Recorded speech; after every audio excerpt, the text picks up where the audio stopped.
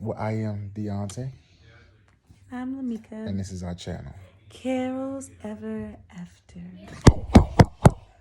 So the other day you had a lot of questions. We were reflecting. We were reflecting, and it's funny. You have a lot of time to do that right as now. I'm reflecting, because we are literally sitting in. Hey, go with mama. Take me to mama. So we're literally sitting in the living room where we got married in this living room. Oh, we are. Yeah, this is the space where we got married, and I don't know. I think yesterday I was asking my wife a bunch of questions because it's been 8 months and 8 days since since our wedding date. Yep. And so, I was just doing just asking her random questions as an assessment, to like check in, I guess, to kind of see where she is with our marriage. And what's happened so far? What's happening so far? So right now, just documenting. Of course, coronavirus is just taking over the country right now, Yeah. and it requires us, not just us, but many couples and married couples, to be in the house all day, every day, teleworking, and so with children. and so We have a lot of distractions in the world. You really do realize how much human interaction is distracted a lot. Close your eye. By technology and things. I mean, technology is also a blessing at the same time because it is, and because of what's happening. But one of the questions I asked her was, what is one of the things, I guess, that has surprised her? Nephew, you sound like you're running fast, but he's running so incredibly slow. Look at that. But he's a drummer, so he over here with his phone drumming. But I guess, what is one of the things that what's one of the things that you've learned about me since we've been married? Like, it's different to be engaged or dating, but when you live with somebody, like, what is one of the things that you've learned about me? And I'm a answer the question too. What was one thing? Like a peculiar thing. Yeah. There's somebody only who lives with you right now. Yeah. He's very particular about how his towels dry. He likes to drape them over doors or all the way across the shower when he's done using a towel after a shower. And I don't, because I am so particular about aesthetics, and I don't like to see a towel hanging where a towel is not supposed to be. Yeah. So I don't want to see the towel hanging over my pretty shower curtain. I don't want to see the towel hanging over my bedroom door so that it can air out properly. But I understand why he does it, because he said he feels like it helps to avoid that. That's what the towel racks are for, by the way. Yeah, but when they fold it, the thing is not open wide enough so that the whole thing airs out. In his mind, he think he revolutionizing how towels dry. I think that towels can dry properly if you just hang them where they're supposed to hang. But who am I? I guess for me, but a humble little wife. The one thing that I've learned about you since we've been married is, let's see. I guess one thing that this boy here. So if y'all hear some stuff in the background, it's nephew. But anyway, so I guess one thing that I've learned about you since I've been married to you is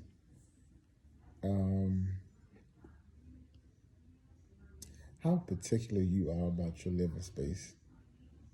You're extremely particular. Like, she's extremely particular about certain things that she likes in the house, furniture, all that stuff. All that stuff. Okay, what do you mean by particular? Like the furniture, like certain furniture you like.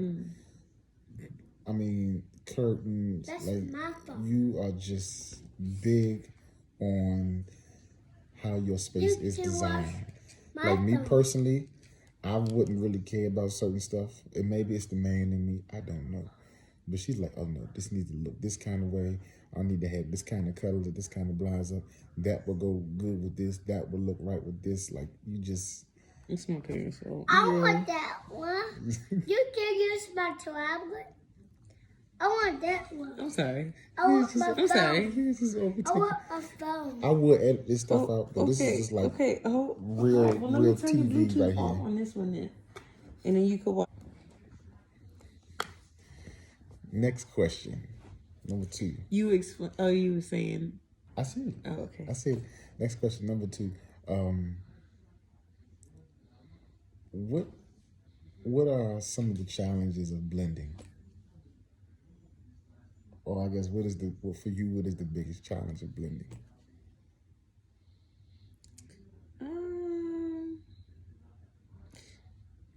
Are we talking about things within our own household or factors outside of our household? It could be either or.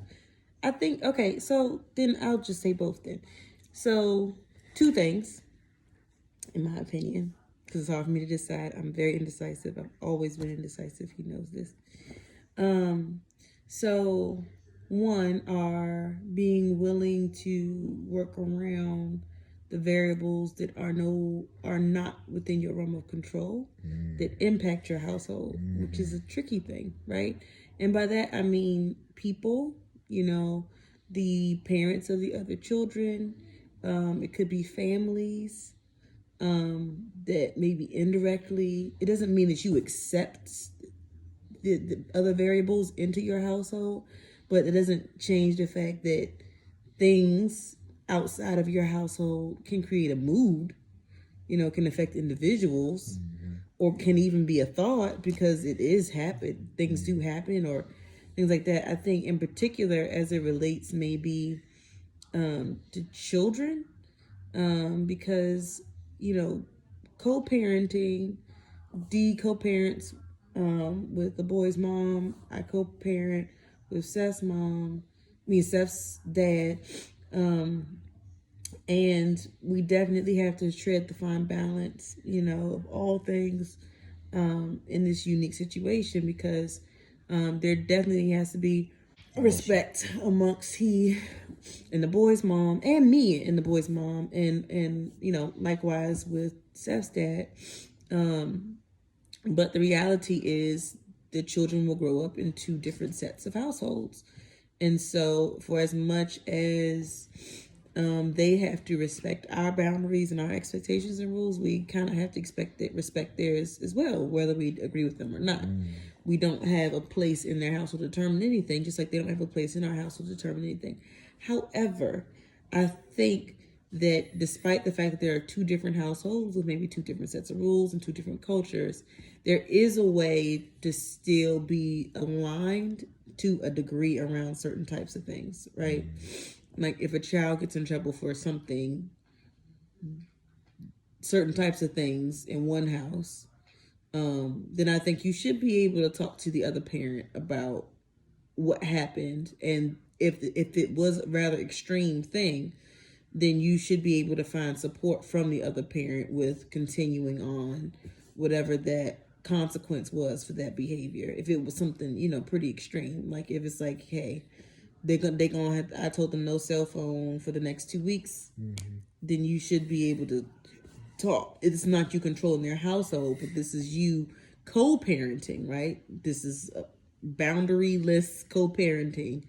This is what happens. Can we work together to help our child understand and understand the consequences do exist for behavior? So I think that, and I think just balancing out raising children in the new culture where they are familiar with the previous culture, and they are also familiar with the culture that continues at the other parent's house. And so the kids adapting the parenting multiples when I only had one before. Yeah, I think which is an ongoing process. I think the challenge for me, or one of the things that I look at as a challenge, is conflict resolution amongst the children. Them getting used to the fact that they are siblings, what that means, and I guess making sure all of them understand boundaries, that they are all important. Nobody's in charge of the other, and the fact that everybody will be disciplined the exact same way, so nobody feels like, well, this one gets away with more or that one gets away with more, because you don't want to create that division. And so I think early on, those were one of the things that I felt like, for me, pay attention to those things, to where, because Seth, he grew up as the only child. We have DJ and Nigel, they were siblings. And so Seth has to get used to having siblings in the house and what that means, and learning what it means to share. And I think another challenge too as well is letting your guard down as it relates to the biological children you bring. Like, that was one of the things to where it was like a challenge too in some ways. On both ends. That one. So let's say, for example, there may be things about DJ and Nigel's character that she saw and that she brought to my attention. That she brought to my attention, not to pick on them, but to say, hey, did you notice these kind of things? Like, for example, DJ could be bossy, right? And so her conversation with me would say, well, hey, I've noticed DJ done X, Y, and Z. And so I have to take down my guard and my biases about the biological children I bring to say, hey, you know what? I've been noticing X, Y, and Z too. That's something we need to hone in more and to make sure, right, that, just because DJ's the oldest, he's not always in charge. And so that goes to his head, right? And for her, it was like, well, she had to do the same thing, take down her guards. And there's been times to where, for example, see the other person as a new co-parent. Right, as another co-parent, and not the enemy, or not somebody trying to pick on your child, on the biological children you bring. And so for her, it was like, well, babe, have you noticed Seth? He's not used to sharing. And so those are some of the things to where it's like, okay, she could choose to be defensive, like, well, what you talking about? That's my baby, blah, blah, blah. She didn't come off like that. And so sometimes I think those are some of the challenges when you talk about blending, particularly when you bring in children, when both people bring in children in the marriage. Like, you really have to be in a posture to where you can put your guard down, to where if your spouse says something about the children that you bring, is not to pick on them, but it's to point out certain things so that you can both come up with a plan to help raise them, together. Because ultimately, whether the child is yours biologically and not the other, you both are raising the children. You both are putting food in their mouth. You both are spending time rearing them. So, I mean, you have to be able to. And so I think for me, one of the things I learned about my mother is she always said, I would never say what my child will and won't do when he ain't in my presence. Because when I'm around, they'll do certain things. When I'm not around, they'll do certain things as well. So we have to be open-minded to know that, hey, don't always think that your children are angels, I guess, is what the bottom line. So that's one of the challenges. What is one thing that you found out that kind of plucks my nerve? That plucks your nerve? That plucks my nerve. This is going to be fun to hear. I want to hear this one. What plucks your husband's nerve? Or something that drives me crazy. Oh, okay, that's easy. So D is really, really, really, really patient. Like, he's a very patient person. And he has to be, because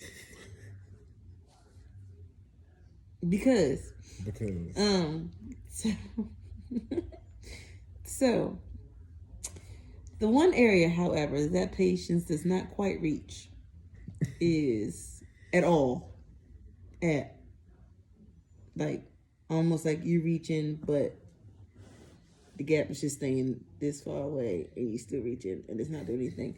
Yeah, it don't reach this area. When he wants an answer to something, like when he needs to understand or know something definitely, he is so impatient. Like, that's true. He's patient in terms of compassion with people, but he is impatient when it comes to not having an answer to something that he really, like, it's just really pressing on him and he wants to know the answer. He does not like waiting for answers. he like kind of like wants to know. So as an example, and this goes for like losing things, right? Because that's like, where is it? I gotta find it. So like if he loses something, I don't care if it's 2 a.m. He will turn the house upside down until he finds it. Or he'll ask you, right? If he wants an answer, he'll ask you 15.5 bajillion questions until it makes sense to him and he can feel it's reconciled. I'm like, for a patient person, you real impatient. Well, patience has its limits, darn. Phases, I guess. I'm patient in this area, but I'm not patient in that area. Mm-hmm. One of the things I think that I realized that drives her crazy is, and this is like one of the first things that popped up in my mind, is, so the way our bedroom is set up, the bed is right next to the door. And so one of the things that drives her crazy is I tend to leave my shoes right by the door, but she always trips over my shoes. She tripped over my shoes. Middle of the night, you know how sometimes you don't have a lot of water or something. I be hydrating y'all. And I gotta use the bathroom sometimes middle of the night.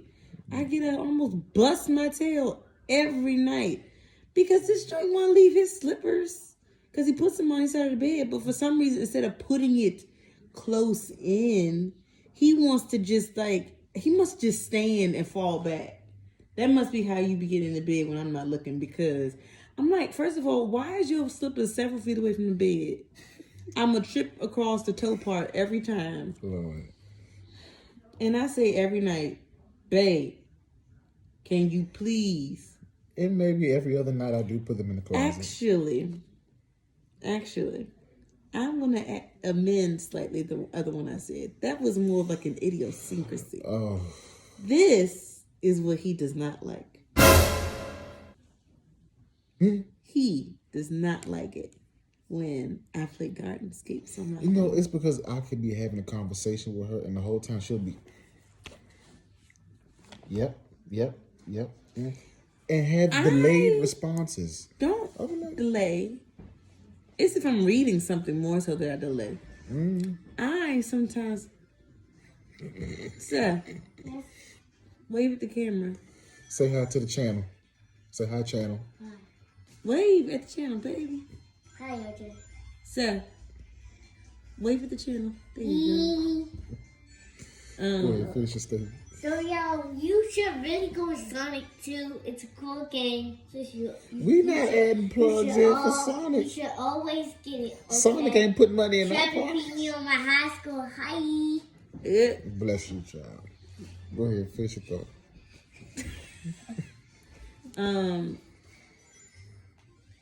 The way my brain works, I'm like one of those people. I have to have something in my hand. Like I have to be doing something.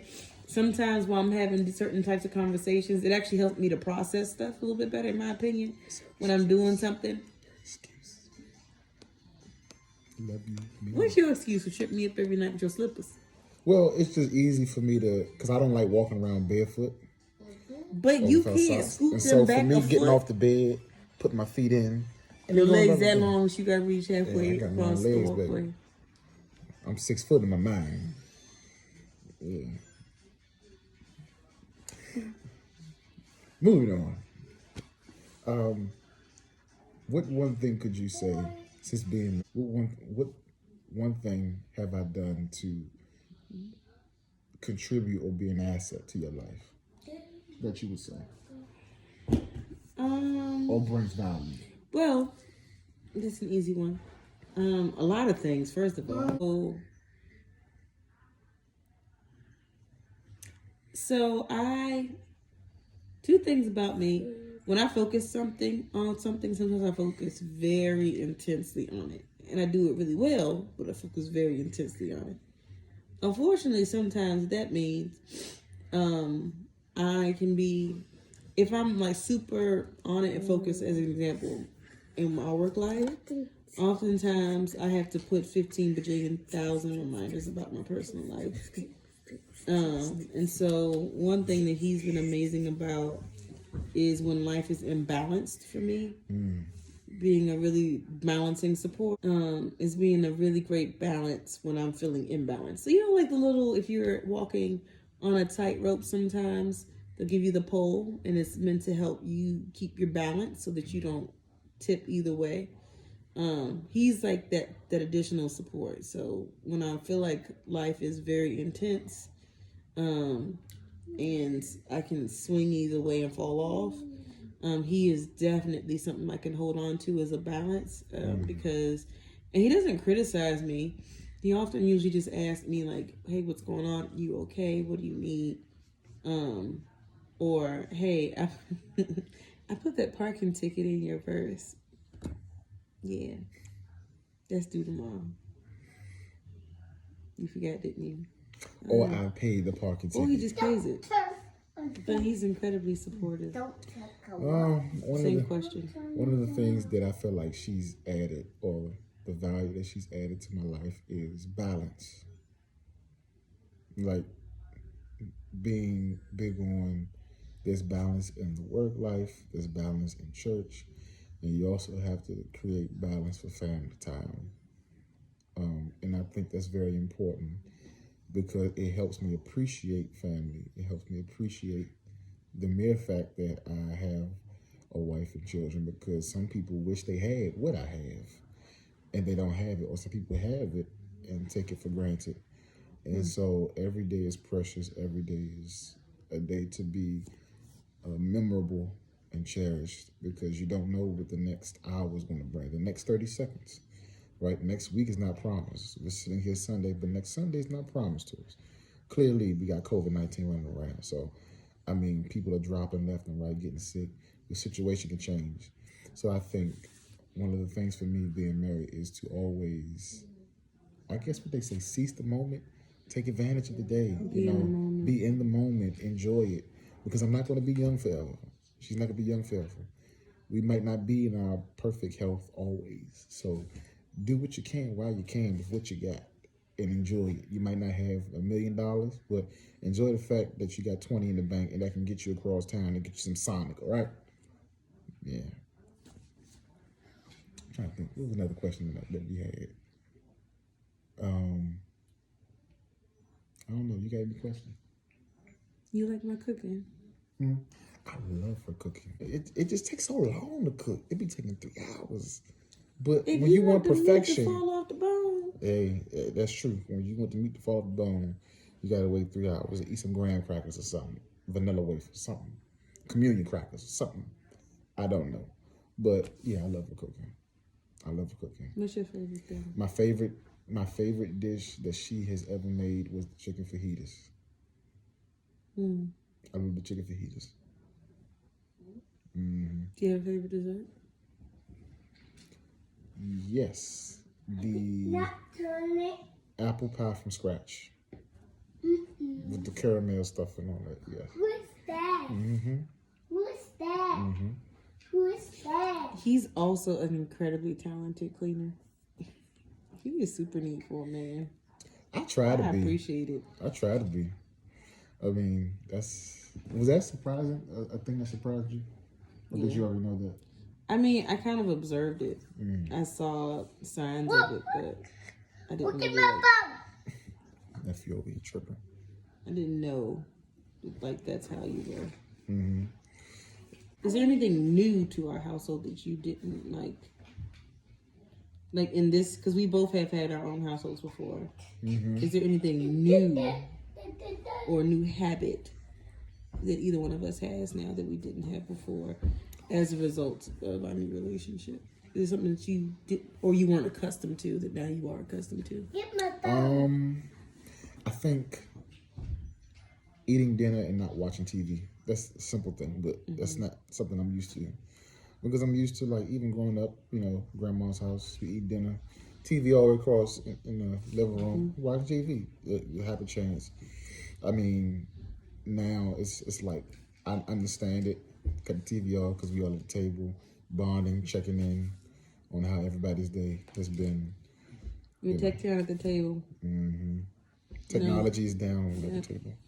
No TV, no cell phone. You can have your cell phones, but they can be flipped over. Yeah.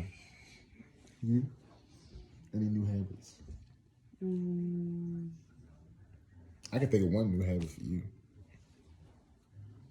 But you can go ahead. I'll let you. What is it? Well, now it's like when you come home, especially because of the whole gym piece, like you got to pick up all the kids rather than just picking up one. Oh, yeah. So that's a whole new thing. Well, so that is a new thing in general. Gym, well, obviously not right now in COVID-19. Yeah, they shut all down. But COVID-19 shut all the gyms down. People doing good, y'all. Man, I swear. It's hard working out. I done had some pizza. I done had some pancakes yesterday morning. Ice cream. No good pancakes, right? But going to the gym, and so we developed this habit. So he and I both really wanted to jump into our fitness journey together. It's a blessing when you can do that. You know, try new endeavors, new things with your spouse, and feel well supported, even if it's a major lifestyle shift. And so, to work it out, we switched our routine because I was taking Seth and then just picking up Seth, and he was getting the boys, dropping off the boys, and picking up the boys because they're in one set of kids is in Maryland and one set of kids is in DC for school. And so we did it that way. But now we had to shift that and be accommodating of each other in order to make life work. So I pick up all the kids so that he can go to the gym every night. It works. We work it out. So the gym is a new feature completely, and being into fitness and the meal plans that we follow while we're working out, that's different. It's a very different thing. Working out regularly is part of a lifestyle. We do high intensity interval training, CrossFit. I appreciate how we disagree. Explain for the people.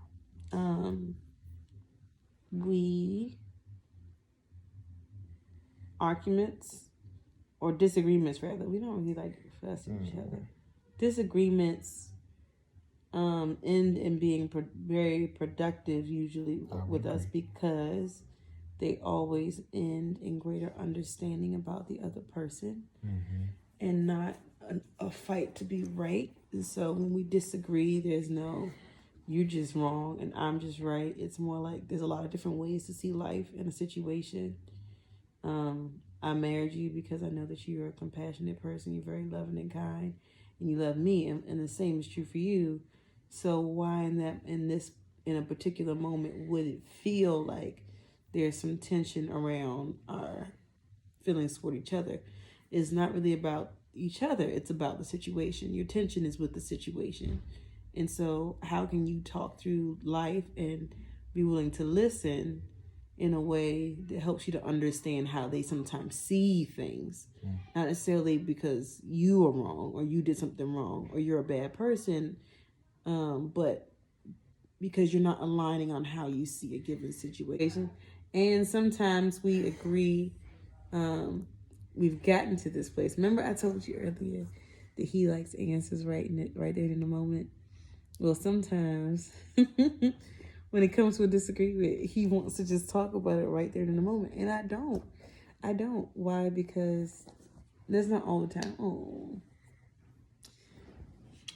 That's not all the time. But sometimes I don't want to talk about certain things in the moment if I feel like my emotions about the topic will betray how I can effectively communicate about what we're talking about.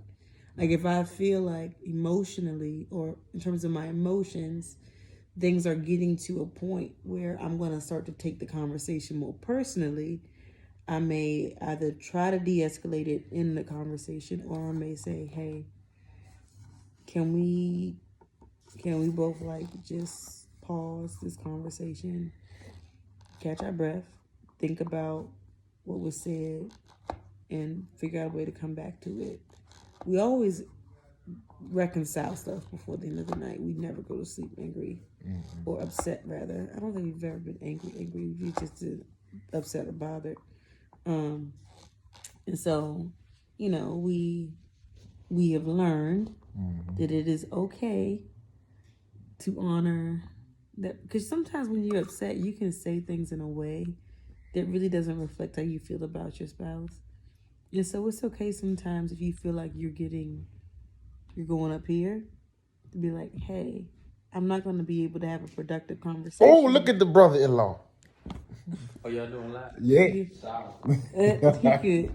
I'm not going to be able to have a productive conversation about this topic right now because of my feelings. So let's come down. Both of us come down. Reflect on what's already been said.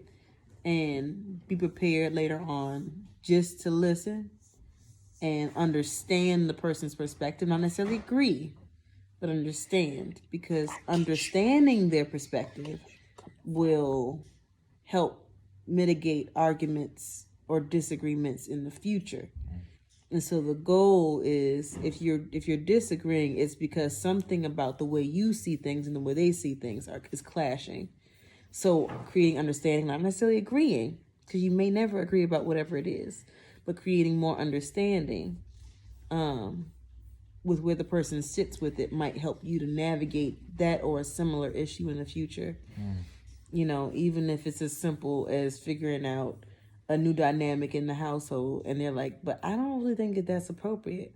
Well, this is how I see it. Well, I'm still not going to see it. I hear you, though. I hadn't thought about it that way. But I still feel like this is a better way to look at this is how we should proceed. And there's some things that you may never have a really conclusive kind of agreeable standpoint on. And some things just might really, if you are really that committed, and don't hold on to the thing. Don't try to be right about the things that actually aren't that important to you. Like, and you know you really don't care that much, but you just want to be right for the sake of being right. That's just stupid. Now, when it's something that actually doesn't matter a lot to you, then that's when it warrants ensuring that you guys are creating a lot of understanding. But I appreciate how we disagree. I think for me, the one thing I can appreciate is even in those moments of disagreement, she don't hold stuff over my head, because I am a human being who is not perfect. And so I may do things or say stuff that I don't mean to. And so she doesn't hold it over my head for like weeks or days at a time. Like when she really says she forgets, she really do forget and be going on about her business and the next thing. It'd be so funny to me, but it'd be like, is that even possible? But she does it.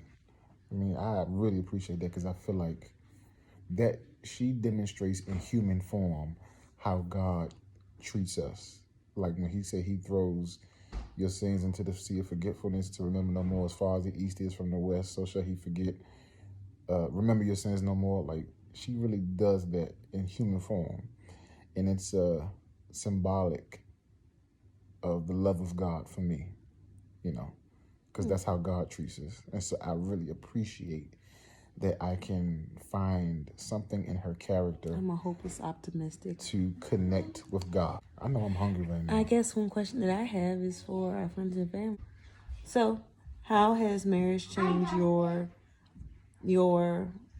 perspective? And if you are unmarried and you're watching this video, is there a part of your perspective that you feel if you get married and find a spouse that you have to be ready to navigate, or that you're concerned about the possibility of having to navigate? For instance, you might say, well, the likelihood of me marrying somebody that already has children is high. And the older you get, that is higher likelihood. So how am I feeling about that? That's a big question mark. Yeah. So, yeah. I want to hear from you guys. I'm curious. Yeah. So, like, Tag, share, and subscribe to the He channel. followed me. LJ, can you say bye-bye to everybody? He followed me. Say bye-bye. Say bye-bye. Okay.